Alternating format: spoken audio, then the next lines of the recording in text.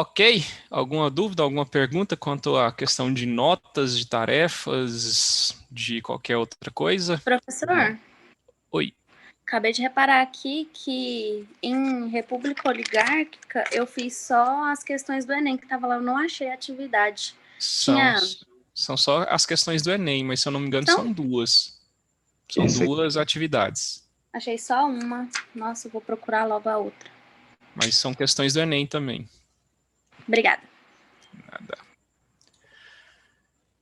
Ok, então, já que vocês não têm dúvida de nada, o povo sabe de tudo. Professor, Diga.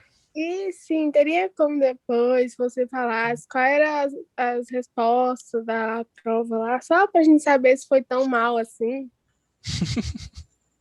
Se foi tão mal assim, Ué. a gente pode dar uma olhadinha na prova, sem problemas. Eu tava observando aqui rapidinho, deixa eu pegar aqui. Até porque essa semana vocês não têm nenhuma atividade nova, tá? A coordenação pediu para que deixasse os fóruns abertos para vocês fazerem as tarefas atrasadas, então a gente não pode postar atividade nova nessa semana, então dá para mexer com a prova sim. É só questão de eu achá-la, que eu acho que eu coloquei ela na lixeira hoje aqui. Mas a gente pega ela em algum lugar, calma aí. Deixa eu abrir o e-mail aqui que eu encontro. Enquanto isso, vocês podem contar uma piada. Alguém aí. Isso, conta uma piada aí. Vai. Eu vou contar piada, não. Professor, uma pergunta. Sim. Quanto que vale os seus resumos? Então, as atividades junto com os resumos valem 5, né? Então, como são 2 resumos e 3 atividades, cada um tá valendo 1 ponto. Ok, obrigado. Por nada. A mulher tá passando, vendendo a pamonha. Professor. Oi. Você acredita que essa mulher mora aqui no meu bairro? Aqui embaixo de casa? Nossa, sério? Eu tô impressionado. Ela passa aí também. Passa, mas eu acho que é tipo um esquema, assim, uma rede. Acho que não é só uma, não. Acho que como a voz dela é muito bonita. Mulher. Aí ela gravou e vendeu a gravação. Na rua de baixo. Acho que ela vendeu a gravação. É uma delícia pra mulher dela. É bom? Quanto que é? Acho que é R$5. É R$5. Vocês estão por dentro, hein, mano? Ela é minha vizinha aqui, praticamente. Paga a pamonha pra nós. Uai, pagar a gente pode pagar, né? Mas aí quem vai comer é só eu, né? Ah, não, professor, paga pra mim também. Aí você não dá o... Deixa eu terminar aqui. Bora. Então, beleza. Tá aqui a nossa prova. Deixa eu compartilhar aí. É bom que a gente já vai dar uma treinadinha. Eu sei que vocês estão fazendo estudos aí fortíssimos pro Enem. Boa noite, professor. Boa noite. E vocês viram aí, ó, que todas as questões da prova de vocês são questões do Enem, ó. Em 2009, 2010, enfim, né? Todas as questões são questões do Enem. Então é bom a gente já ir acostumando, e é por isso que eu coloco sempre na prova de vocês e nas atividades, né? Para vocês já irem pegando essas ideias aí das melhores formas de fazer essas questões. O povo não para de chegar, já passou quase 10 minutos. Bora lá, então.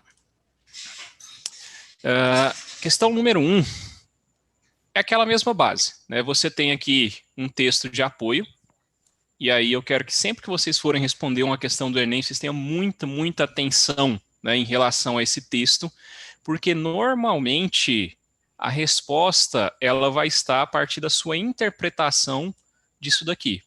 Né? Então a atenção que vocês têm que ter também é com o que a questão está pedindo. E aí você vai sempre olhar o comando da questão, que é essa partezinha aqui, ó. Então vamos dar uma olhadinha aqui no texto. Ele fala assim, ó, figura de coronel era muito comum durante os anos iniciais da República, principalmente nas regiões do interior do Brasil. Normalmente, tratava-se de grandes fazendeiros que utilizavam seu poder para formar uma rede de clientes políticos e garantir resultados de eleições. Era usado o voto de cabresto, por meio do qual o coronel obrigava os eleitores do seu curral eleitoral a votarem nos candidatos apoiados por ele. Como o voto era aberto, os eleitores eram pressionados e fiscalizados por capangas para que votassem de acordo com os interesses do coronel. Mas recorria-se também a outras estratégias, como a compra de votos, eleitores fantasmas, troca de favores, fraudes na apuração dos escrutínios e violência. Então, basicamente, o que ele está dizendo nesse texto aqui, eu já expliquei para vocês e vocês já estão sabendo, né? Ou seja, que o coronel ele era um grande fazendeiro e esse fazendeiro meio que controlava o voto de todo mundo que trabalhava ali com ele, certo? Como que ele controlava? Ele comprava os votos, eles colocavam lá pessoas que não existiam para votar, eles davam tipo favores para as pessoas, né, praticavam violência, enfim, o voto era controlado, né? Então, nesse texto, eu acho que vocês conseguiram entender bem, né? Eu imagino que quem assistiu a aula não teve problema nisso aqui. Agora, presta atenção no que a questão quer. Com relação ao processo democrático no período registrado, é possível afirmar que as questões do Enem, elas têm 5 alternativas, A, B, C, D e E. Como a escola de vocês, né, pede para colocar só 4 alternativas, então uma das erradas eu já excluí aqui para vocês. A letra A fala assim, ó, o coronel se servia de todo tipo de recursos para garantir seus objetivos políticos. Essa alternativa para vocês está correta? Está errada? Para mim, Correto. Tá correta. Correta? Faz sentido, né? Porque ele fala assim, ó, que recorria-se a estratégia como compra de voto, eleitor fantasma, troca de favor, fraude, violência, né? Ou seja, então, basicamente, é todos os tipos de recursos. Então, ela faz sentido. Então, eu deixo ela quietinha aqui. E aí eu dou uma olhada na letra B, ó. O eleitor não podia eleger o presidente da República. Isso não está no texto, certo? Mas vocês sabem, né, e eu expliquei isso para vocês, que nessa época, né, um dos cargos que você votava era o cargo de presidente.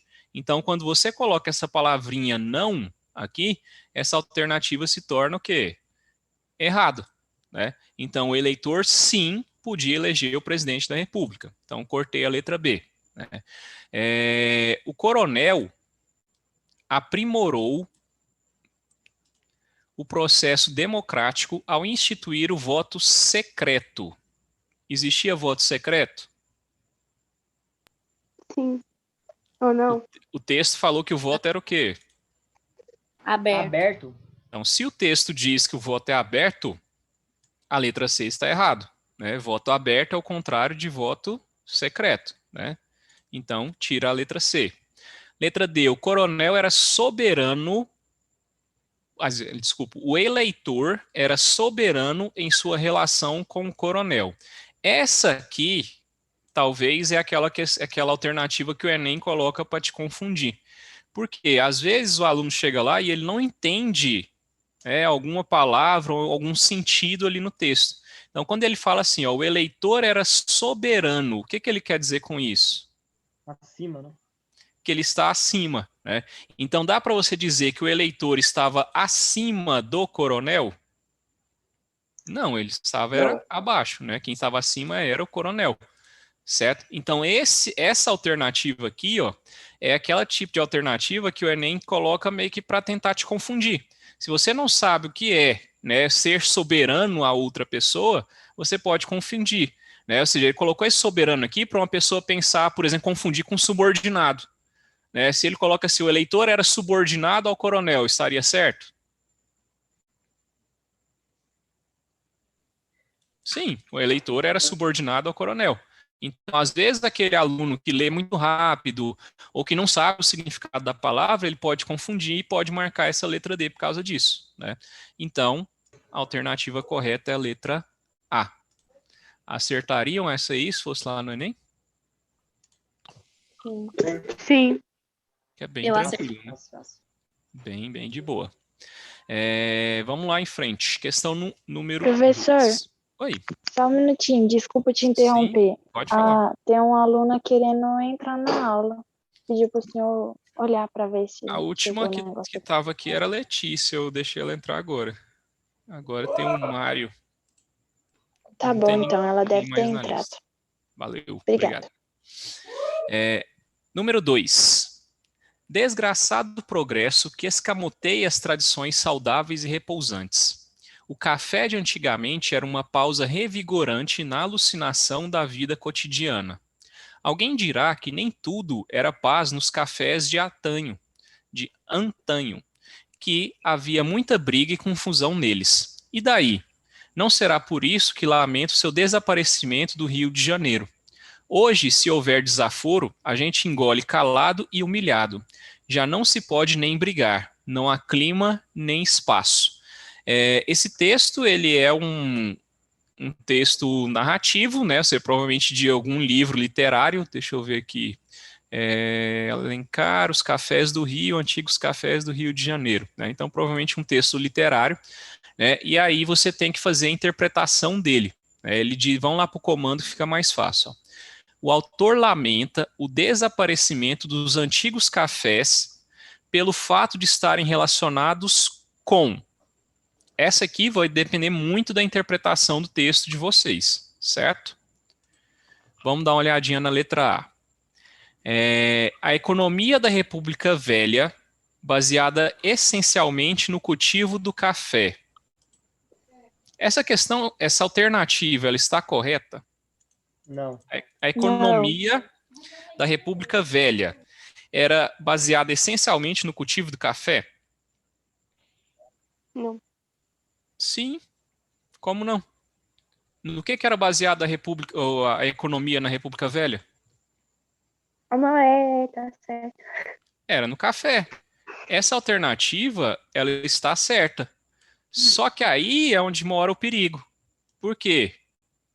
Alguém sabe? Acho que é por Você causa do pode confundir, né? essencialmente lá, porque não era só no café. Eu acho, né? E porque tem um... esqueci agora o nome da palavra. Que se encaixa melhor com o texto, né? Então eles fazem isso para confundir. Perfeito, perfeito. Né? Enquanto vocês não entenderem isso, vocês vão tomar um cacete do Enem, viu? O Enem coloca isso aqui para te confundir. Essa alternativa está correta. A Porém, não se economia encaixa com o era texto. baseada essencialmente no cultivo do café. Perfeito. Né? Só que volta aqui, ó. O autor lamenta o desaparecimento dos antigos cafés pelo fato de estarem relacionados com o quê? Ele não está perguntando no que a economia era baseada. Né? Então, a alternativa ela está correta, mas ela não responde à pergunta. Né? Esse é o problema. Certo? O problema é esse, né? Ou seja, eu pergunto para a Isabela aí o seguinte: Isabela, quantos anos você tem? Aí ela fala, meu nome é Isabela. Ela está mentindo? Não. Mas foi fora de contexto. Mas foi isso que eu perguntei? Não foi. Né? Eu perguntei a idade e ela me disse o nome. Né? Então ela não falou algo falso, mas ela não respondeu a minha pergunta. É o que vocês acabaram de fazer aqui. Ó. A economia era baseada no café? Sim. Mas está respondendo a pergunta? Não. Então vamos lá na B. Ó. O ócio, pausa revigorante associado ao escravismo que mantinha a lavoura cafeeira. É isso que o autor está lamentando?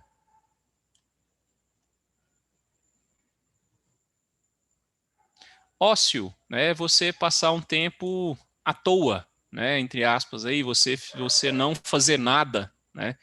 Então, o que o autor está lamentando? Ele está lamentando aqui que os cafés deixaram de existir. Por quê? Porque esses cafés eram um momento de quê? De pausa na vida alucinada, né? Tipo assim, os caras trabalhavam o dia inteiro, mas tinha uma pausinha do café. Quando o café sumiu, ele perdeu a pausa dele, ele perdeu um momento de ócio, né? Um momento de descanso, né? Novamente, a letra B, ela também faz sentido, mas ela não é isso, né, que ele está, o quê? Reclamando aqui, certo? Vamos na letra C.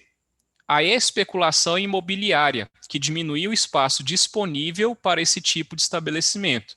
O autor está lamentando, né, que houve especulação imobiliária? Também não. Ela pode até ter havido. Essa alternativa pode até estar certa. Eu até acho que ela está certa. Mas ela também não responde a questão. Aí vamos na letra D, ó. a aceleração da vida moderna, que tornou incompatíveis com o cotidiano tanto o hábito de jogar a conversa fora quanto as brigas. É isso que ele está chorando aqui, ó. Volta no texto, ó. Desgraçado progresso. Ele está chateado, por quê? Porque os cafés sumiram, né? Porque o café era o momento da pausa dele na vida cotidiana. É o momento de ter brigas ali, né? O que eles até gostavam, né? Porque davam uma agitada ali, ou o momento de descansar, o momento de bater papo.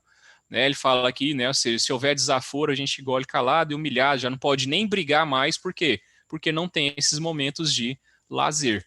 Essa questão aqui, gente, ela é perfeita para explicar para vocês, né, ou seja, como que a banca, né, do Enem elabora questões. Ela botou 3 alternativas aqui, ó, que estão corretas. E aí você poderia, né, e muita gente aqui poderia se confundir, por quê? Porque não presta atenção nessa frase aqui. Essa frase é a mais importante de todas.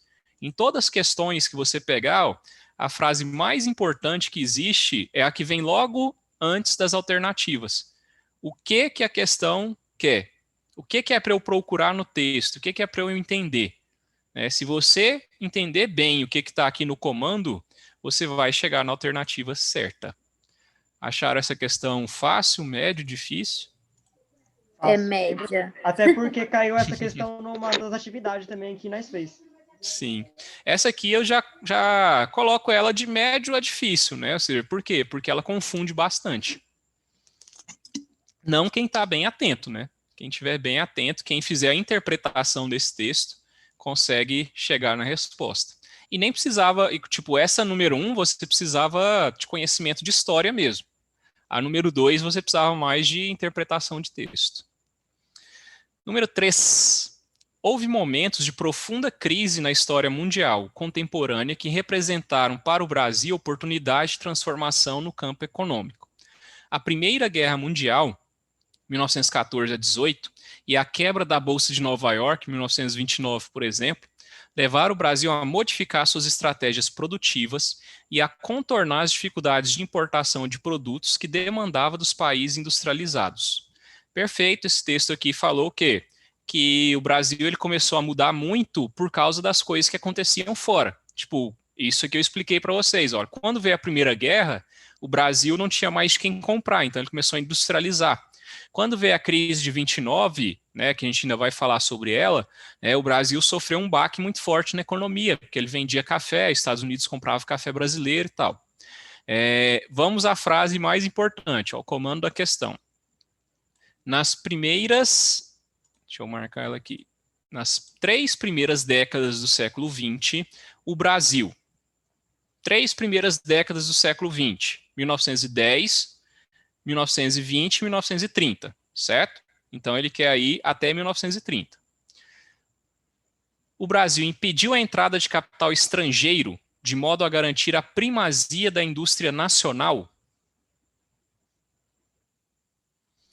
Tá errado, tá muito errado. Por quê? Alguém lembra por que essa alternativa tá errada?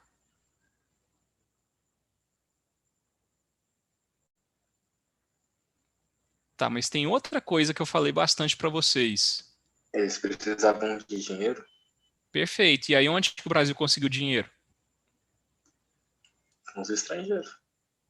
Então, quando você fala que o Brasil impediu a entrada de capital estrangeiro, está muito errado. O Brasil pegou um monte de empréstimo. Eu falei para vocês que o Brasil pegou o quê? Dinheiro emprestado ali a rodo, né? Era dívida, ele fazia uma dívida para pagar outra dívida, né? Então, não dá para dizer que impediu a entrada de capital estrangeiro. Né? Letra B. Priorizou o ensino técnico. Qualquer momento da história que você vê uma questão lá falando que o Brasil priorizou o ensino de qualquer coisa, está errado, tá? O Brasil nunca priorizou o ensino de nada, de educação, nada do tipo, né? Mas vamos continuar a ler. Ó. No intuito de qualificar a mão de obra nacional direcionada à indústria. Né? Então, se você diz, né, que o Brasil priorizou o ensino técnico, né, para qualificar a mão de obra, jamais. Nessa época aqui, o que o Brasil fazia? Ele dava prioridade para o trabalhador do campo. Qual que era o principal produto do Brasil mesmo? Café. E aí você precisa qualificar a mão de obra para trabalhar na lavoura de café? Não. Porque o cara Só precisa o saber. povo lá e só aprende. Exatamente. Então, letra C ou letra B está errado. Experimentou grandes transformações tecnológicas na indústria e mudanças compatíveis na legislação trabalhista. Isso aí tá errado também. Vamos pegar só esse pedaço aqui, ó. Experimentou grandes transformações tecnológicas na indústria.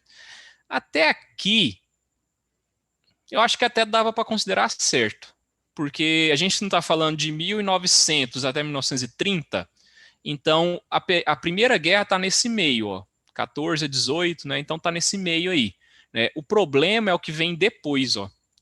Dizer que houve transformações na indústria e houve mudanças compatíveis na legislação trabalhista. Isso está muito errado. Né? Ou seja, os trabalhadores não ganharam direitos, né, nos primeiros 30 anos ali do século XX. Os trabalhadores só vão ganhar dinheiro, né, ganhar direito, desculpa, lá com Getúlio Vargas. Né, quem teve aula comigo lá no 9º ano, lembra que a gente falou sobre o Vargas, né, como que o Vargas fez essa questão das leis dos trabalhadores, né, como ele era considerado o pai dos pobres, essa questão toda. Né. Então, se eu só estou considerando as 3 primeiras décadas, então isso aqui está errado. E aí sobrou a letra D. Direcionou parte do capital gerado pela cafeicultura para a industrialização. Isso aqui está certo, porque isso aqui vai acontecer aqui, ó, nesse ano, né, em 1929. O café entra em crise, a galera pega o dinheiro e começa a industrializar, aproveitando a recessão europeia e norte-americana. Isso aqui vocês precisariam de conhecimento de história, né, e talvez algum de vocês pode ter errado essa questão aqui na prova, porque a gente falou um pouco sobre a República Velha, né, falou ali no final, quando eu falei para vocês do Washington Luiz, né, só que a gente não aprofundou tanto assim, porque a gente ainda não viu a crise de 29. Né, mas eu cheguei a falar ali bem no finalzinho. Né, quem pegou a última aula lá de República Velha, né, deve ter escutado eu falando sobre isso, né, que no governo do Washington Luiz, né, que foi o último presidente da República Velha, o que aconteceu? Ele, como ele era de São Paulo, né, então acabou que ele não investiu tanto assim, né, ou seja, na questão ali de manter a política do café com leite, e acabou perdendo muito espaço. Né, e aí o que acontece? Como o café entrou em crise, né, quando os Estados Unidos entraram em crise também, então o Brasil acabou meio que, de certa forma, até quebrando a sua economia. E aí o que acontece? O Brasil teve que achar outra coisa, e essa outra coisa foi a industrialização. E aí vai vindo o governo do Vargas. Certo? É uma questão fácil essa, só que talvez, né, ou seja, se você ainda não tem estudado mais profundamente sobre isso, você teria alguma dificuldade. Apesar que as 3 aqui eu acho que dava para eliminar de boa, né? Dúvidas nessa aí?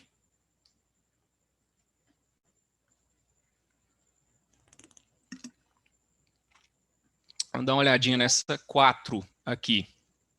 Deixa eu só tirar esse trem aqui.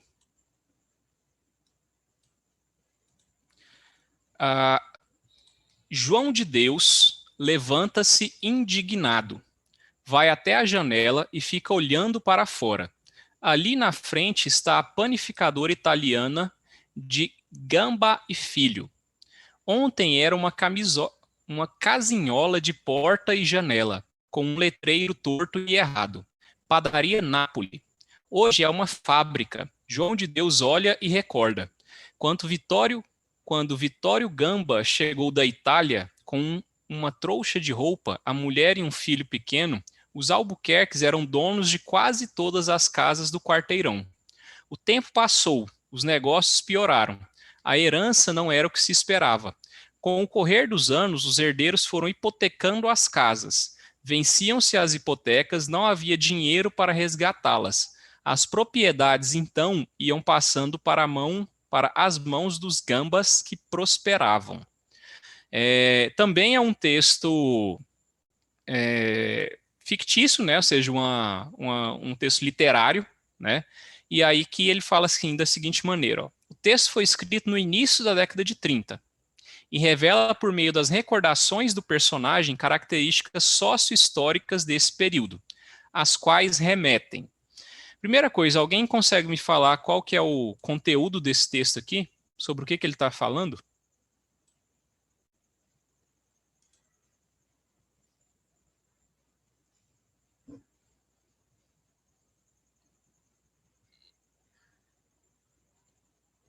De uma burguesia, né, que veio da Itália e começou a tomar os comércios, dominar os comércios do lugar ali. Então ele está falando aqui, né, de uma galera dos italianos, não é isso? Então ele fala aqui, né, do João de Deus, provavelmente algum brasileiro, que estava indignado, por quê? Porque ele via italianos que tinham migrado para o Brasil, né, tipo, crescendo pra caramba, né, os caras montaram uma padaria, a padaria virou uma fábrica, e aí o negócio foi crescendo, e aí, tipo, os brasileiros meio que vendo os italianos prosperando, enquanto eles meio que ficavam para trás, né, então é uma espécie de, como é que fala assim, de insatisfação, né, em ver ali o cara que chegou, né, ou seja, de outro país, né, prosperando aqui no Brasil e ele meio que ficando para trás, não é isso? Então é meio que qual que seria a palavra aqui? É tipo um despeito mesmo, uma inveja, né, uma parada meio assim, né? Então vamos às alternativas aqui, ó. Então o texto foi escrito, né, por meio de recordações de personagens, características históricas do período, às quais remetem a ascensão de uma burguesia de origem italiana. Faz sentido, não faz? Por quê? Porque ele está falando que a padaria, né, era de italianos, que é essa galerinha aqui, né, o Gamba e Filho, né, padaria Napoli. Então pode ser. Dá uma olhadinha na letra B. Ao início da imigração italiana e alemã no Brasil, a partir da segunda metade do século. O que está errado aqui nessa letra B? Porque no texto eles falam apenas dos italianos? Não? Não. É porque no texto fala apenas da década de 30 ali, até 1930, aí é metade do século. Então é a Já, primeira tipo, metade depois do de 1900. século. Né? E aqui, na alternativa B, ele está falando o quê? Que a imigração aconteceu a partir da segunda metade do século. Tá vendo que é uma coisinha ali, né, que pode levar a confundir? Né? Então, o que está errado aqui, ó, isso aqui, segunda metade do século. Né? Foi em 1930, então eu estou na primeira metade. Coisa besta, né? Mas às vezes o aluno cai ali na hora de fazer a prova. Ao modo como os imigrantes italianos impuseram no Brasil seus costumes e hábitos. Está falando sobre imposição de hábitos? Não. Não vejo nada aqui no texto falando sobre isso, né? Impor o hábito seria tipo assim, olha, a gente, sei lá, o italiano come macarrão, então agora todo brasileiro vai comer macarrão também. Tipo, não estão impondo o hábito, né? Ou seja, nada do tipo assim. Então, corta isso. A luta dos imigrantes italianos pela posse da terra e pela busca de interação com o povo brasileiro. Fala sobre isso aqui no texto? Também não. Então, Não. ele não falou sobre posse da terra, ele estava falando sobre a questão de como que eles estavam prosperando economicamente, né? A questão das padarias e tudo mais. Então, só pode ser a letra A. Ok? Deixa eu apressar aqui um pouquinho. Aqui outra coisa que o Enem gosta de fazer, ó, por dois textos, e aí ele faz uma relação, ou uma comparação, ou ele faz a diferença entre os dois, né, e vai colocar alguma alternativa para você marcar. Texto 1. Assim, duplamente bloqueados entre milhares de soldados e milhares de mulheres, entre lamentações e bramidos, entre lágrimas e balas, os rebeldes se renderiam de um momento para outro. Era fatal. Ainda que um fragmento traçava-se curva fechada do assédio real efetivo. A insurreição estava morta. Ele está falando do livro Os Sertões, de Euclides da Cunha, e vocês lembram que eu até citei esse livro aqui, quando a gente falou de qual revolta?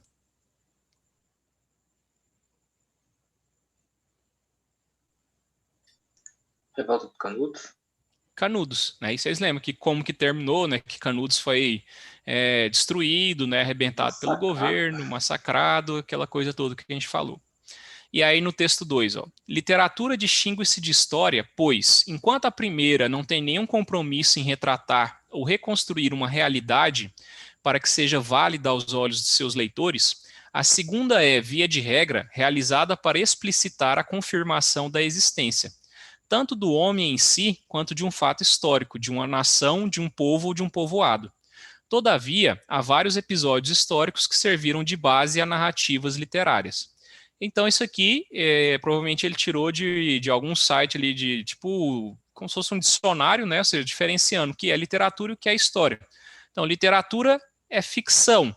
Ela pode se basear na realidade, mas ela não tem compromisso de ser a realidade.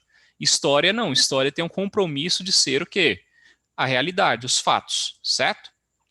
Então, a relação estabelecida entre os dois textos permite inferir-se que o texto 1 descreve o fato histórico da revolta de Canudos, liderada por Antônio Conselheiro.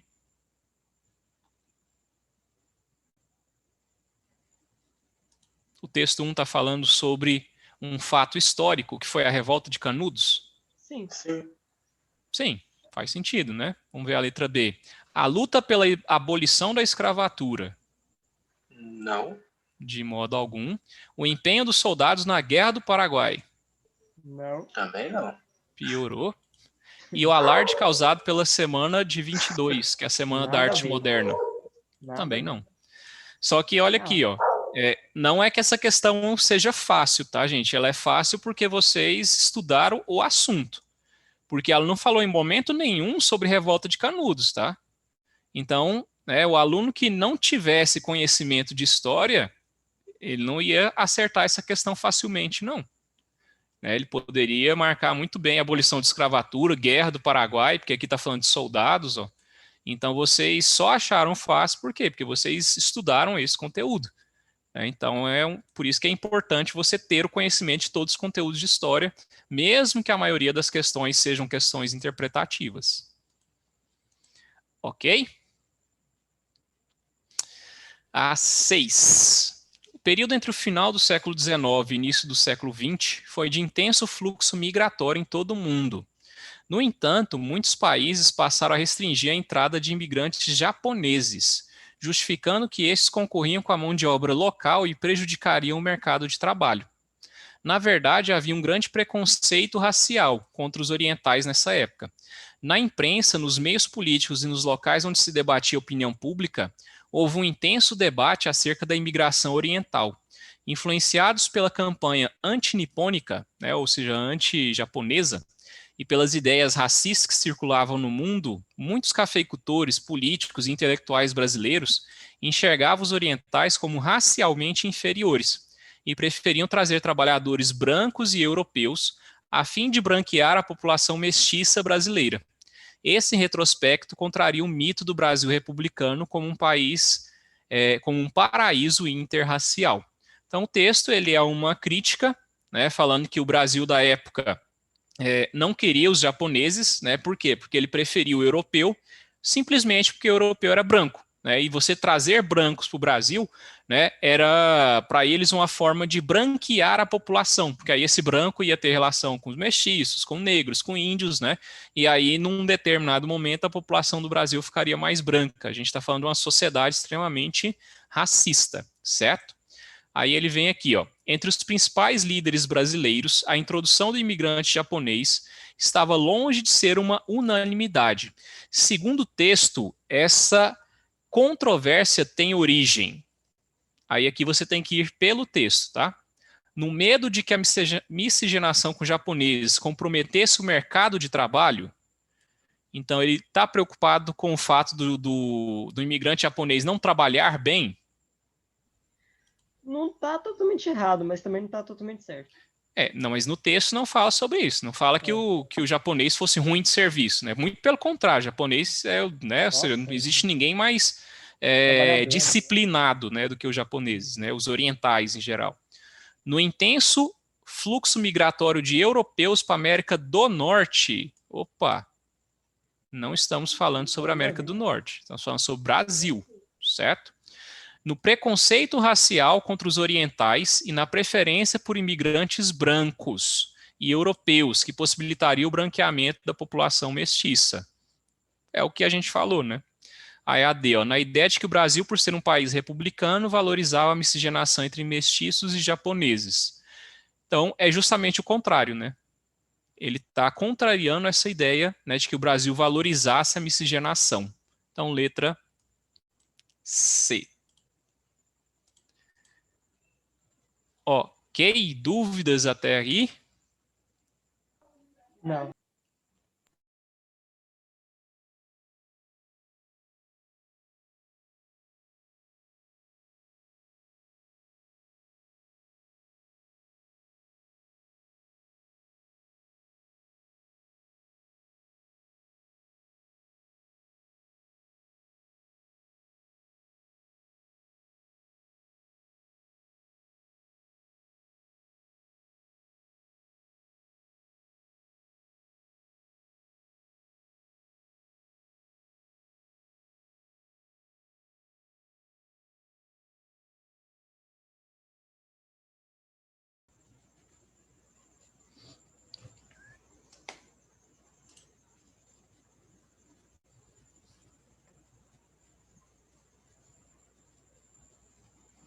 Que supermercado é esse, Douglas?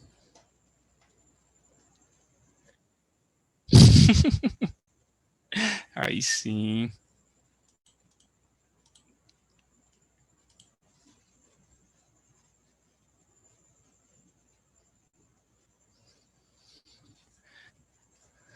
Aqui não sei se vai entrar mais gente, mas a gente só encerrar aqui rapidão.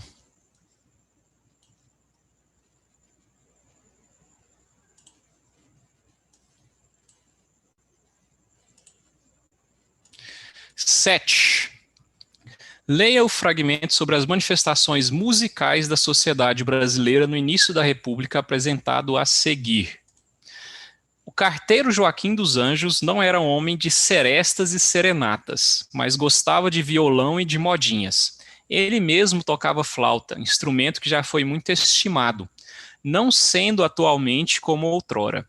Acreditava-se até músico, pois compunha valsas, tangos e acompanhamento para modinhas. Aprendera a artinha musical na terra do seu nascimento, nos arredores de Diamantina, e sabia de cor e salteado, mas não saíra daí. Deixa eu só admitir no povo aqui. Ok. A expressão artinha. Artinha deriva de qual palavra?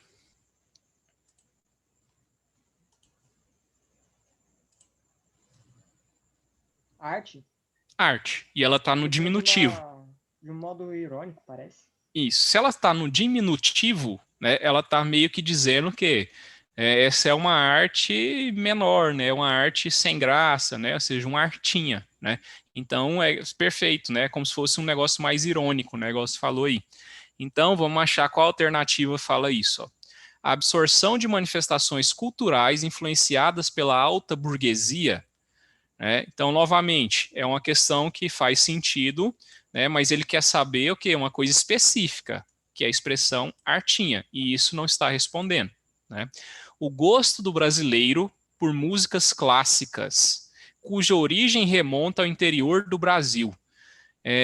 Quando na história o brasileiro gostou de músicas clássicas? Nunca. Então, o brasileiro, no geral, jamais. Né? Ou seja, talvez uma outra pessoa, né? Talvez o pessoal da escola, principalmente, né, que gosta de tocar lá nos intervalos, né, na hora da entrada lá e tal, né? Mas, no geral, o brasileiro não prefere música clássica. Então, tira essa aqui, né?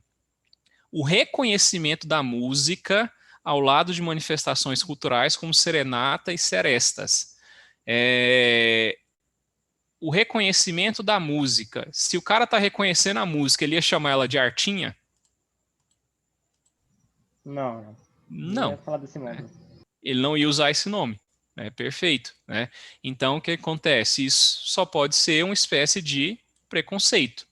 Então, o preconceito que existia em relação às manifestações musicais de origem popular, certo? Acho que essa aqui é uma questão relativamente fácil para quem lê, né? Se você leu e entendeu que isso aqui é um diminutivo, e a gente usa diminutivo para as coisas que a gente quer, tipo, né, tirar uma onda ali, né? Você quer diminuir ela, né? Então você vai saber que a única que está correta é a letra D, certo? Na 8. Na Primeira República, uma grande parcela da população brasileira vivia na mais extrema miséria, ou seja, convivia com os baixos salários, sem terras devido à concentração fundiária e explorada pelos coronéis. Uma forma de reação era a organização da população por meio de movimentos sociais, tendo alguns caráter messiânico e outros sendo caracterizados como banditismo social. Os movimentos messiânicos misturavam misticismo, revolta e política. Isso aqui eu expliquei para vocês, falei sobre o Antônio Conselheiro, falei sobre o José Maria, né, como que eles eram pessoas que utilizavam da religião e até um pouco da, como é que fala ali, da inocência, né, da população brasileira. E aí ele chega aqui e fala o seguinte: a Guerra do Contestado, liderado pelo beato José Maria, ok até aqui, ocorrida após a conclusão da ferrovia São Paulo-Rio Grande do Sul, tá certo até aqui, quando cerca de 8.000 operários ficaram desempregados e então se juntaram ao beato para fundar uma aldeia milenarista e republicana. Tem uma coisa errada nessa letra A, alguém se identificou? Uma palavra errada. Essa palavra aldeia milenarista? Não. Não?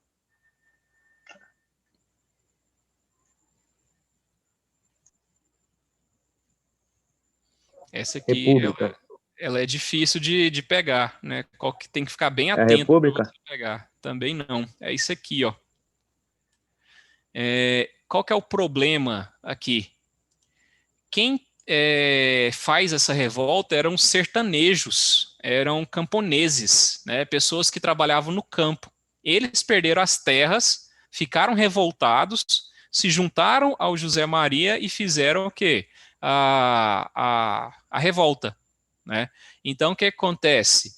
Também, quem falou aí republicano é outra palavra aqui que está errado, porque os dois, né, tanto o José Maria como o Antônio Conselheiro eram monarquistas, né? Então, na verdade, são essas duas coisinhas aqui, ó. Primeiro, porque eles eram sertanejos, eles não eram operários, e segundo, que não virou uma espécie de república, né? Virou mais uma espécie de monarquia, certo? A conclamação à população sertaneja feita por José Virgulino. Opa!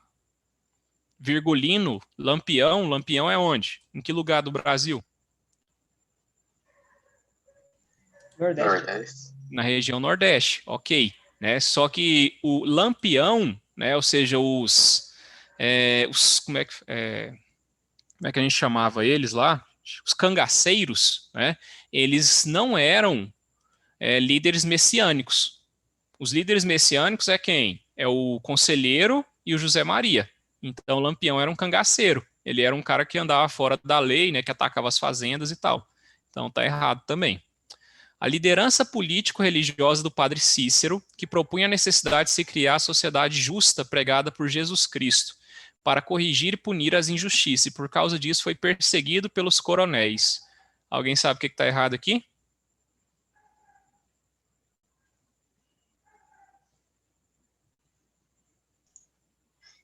O padre Cícero aí, ele na liderança? Tá, mas tem uma parada que está errada aqui nessa alternativa. Que ele foi perseguido pelos coronéis? Por quê? Na verdade, padre Cícero era o quê? Era um aliado dos coronéis. Padre Cícero lutou contra o presidente da República para defender os coronéis. Então, ele não foi perseguido. Na verdade, eles eram aliados. Isso aqui não é qualquer um que consegue responder, né? Isso aqui você tem que saber em detalhes ali, né? E eu citei isso aqui para vocês. num determinado momento lá da aula, né, eu falei para vocês o seguinte, olha, o Hermes da Fonseca estava no poder e começou a atacar os coronéis. Aí lá no Ceará tinha um padre, né, que era o Padre Inciso, que defendeu os coronéis. Né? Então, uma coisinha ali que eu devo ter falado assim durante uns 15 segundos durante a aula, né, se você perdeu essa informação, ó, você já poderia errar essa questão. E aí ele vem aqui, o combate do governo brasileiro ao movimento de Antônio Conselheiro, ok, e os seus seguidores, os quais pregavam a abolição da propriedade privada, ok, recusava-se a pagar impostos, ok, e manifestava sua aspiração monarquista, perfeito. Então, tudo na letra D está correto, certo? Talvez, né, ou seja, mesmo que você não soubesse dessa questão do Padre Cícero, mas se você soubesse bastante sobre Canudos, você ia ver que a letra D estava toda certa, né, e talvez você não marcaria a letra C, né, marcaria direto a letra D. Oi?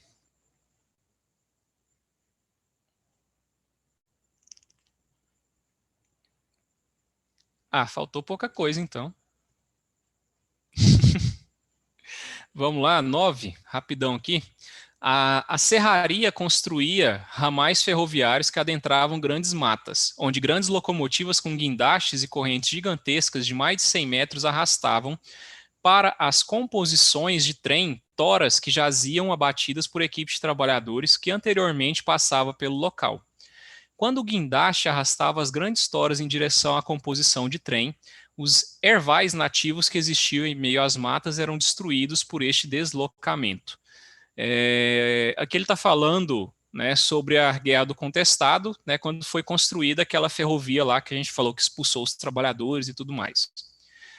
No início do século XX, uma série de empreendimentos capitalistas chegou à região do meio-oeste de Santa Catarina, ferrovias, serrarias e projetos de colonização. Os impactos sociais gerados por esse processo estão na origem da chamada Guerra do Contestado. Entre tais impactos encontrava-se. Então, quais são os impactos dessa construção de ferrovias aí? A absorção dos trabalhadores rurais com trabalhadores da serraria, resultando em processo de êxodo rural. Os trabalhadores foram absorvidos. Os trabalhadores, na verdade, o quê? Foram expulsos, né? Eles não ganharam emprego por causa disso. O desemprego gerado pela introdução das novas máquinas, que diminuía a necessidade da mão de obra. Faz sentido essa letra B? Não. Por quê? Porque eles precisavam de mão de obra. Uhum. Então, tinha máquinas agora? Sim, né? Tinha máquinas que eram um trem, né? Uma locomotiva, mas ainda assim precisava de mão de obra. Né? Então, não é que ele chega a gerar um grande número de desemprego ali, né? Ou seja, aqueles camponeses, né? Ou seja, que foram expulsos, eles já não tinham emprego, né? Então, não é que eles tenham perdido aqui, né? A desorganização da economia tradicional que sustentava os poceiros e os trabalhadores rurais da região.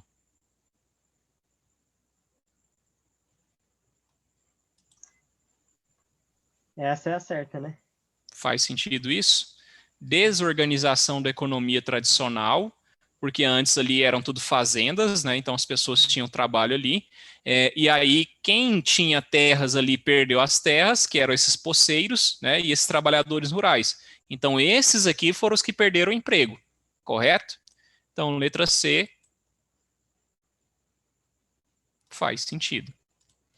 Só ver porque que a D está errada, a diminuição do poder dos coronéis, não precisa nem continuar, né?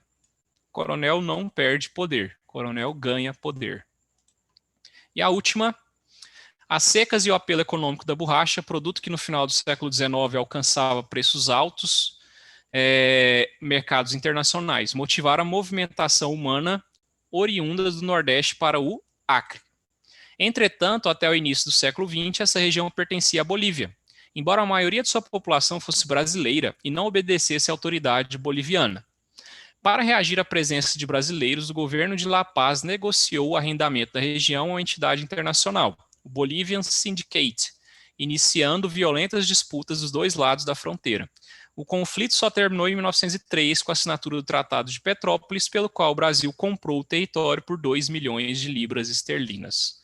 Já contei essa historinha para vocês. Compreendendo o contexto em que ocorreram os fatos apresentados, o Acre tornou-se parte do território nacional brasileiro, pela formalização do Tratado de Petrópolis, que indenizava o Brasil pela sua anexação. O que está errado aqui?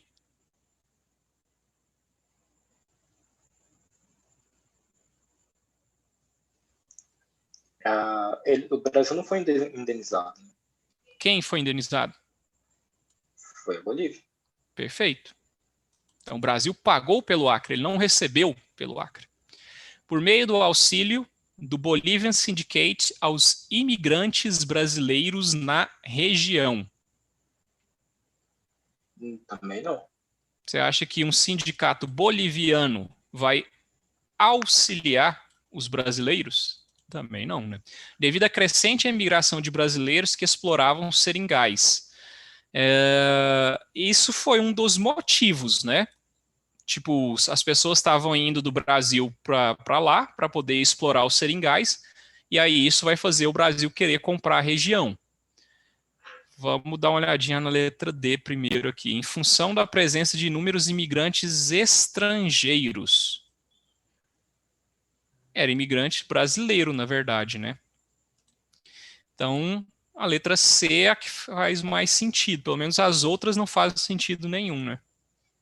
A letra C não é que ela esteja muito, muito certa assim e tal, mas das 4 aqui ela é a que faz mais sentido, né? Ok? Ok. Então, assim, comecem a fazer mais questões, comecem a ler mais o texto, né? Comecem a rabiscar mais as alternativas. Se você acha que a alternativa está errada, circula, né? Corta, marca o que você acha que está errado, porque aí vocês vão facilitar a vida de vocês, né, na hora de fazer uma prova do Enem, que tem muita interpretação. Então, vamos encerrar aqui, que já deve estar quase começando a próxima aula aí de vocês. E aí, semana que vem, aí sim a gente já dá continuidade ao conteúdo do segundo bimestre. Beleza. Ok? Se tiver tarefa atrasada, tem até amanhã para mandar. Valeu. Professor, Oi. deixa eu te perguntar, você sabe que dia que vai ter nota no GR8, as nossas notas no GR8 já? Não sei, eu já estou lançando, eu não sei quando que aparece para vocês, não. Mas a gente tem até dia 6 para lançar, então provavelmente dia 7 deve aparecer aí. Entendi. Valeu. Falou. Falou, professor. Boa noite. Boa noite. Valeu, até mais. Acertei todas, professor. Aí sim.